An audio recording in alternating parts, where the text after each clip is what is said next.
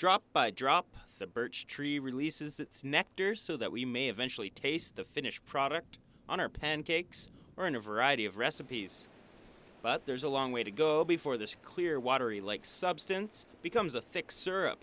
It starts with hundreds of little spigots that will hold hundreds of buckets that will eventually fill with a mixture of sap and water. You don't want to tap anything that's too small, and depending on where they are, how much sun they're getting, it could be a surprise. Some of the biggest ones are not the best producers.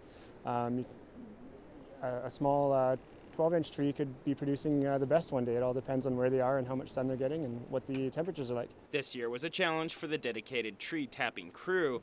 The late spring meant there was a lot of snow lurking in the forest, making it difficult at times at almost every stage of the process. When there's that much snow, everything's more difficult. Getting the buckets out to the trees, getting the lines up, tapping the trees. You know, we were in t-shirts with snowshoes on tapping day, and it's just been that kind of spring. Because of the river-like trail conditions, the team had to use a new pump system that brings the sap back to the shack. In the past, they've used an ATV for transport. Tanks hold concentrated sap and water. Because the sap is only 1% sugar, a lot of the water has to be removed.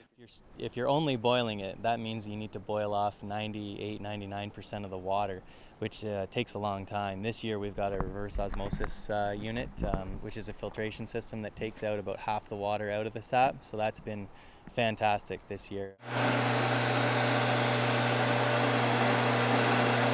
The other bonus is that the reverse osmosis process provides clean drinking water for the team.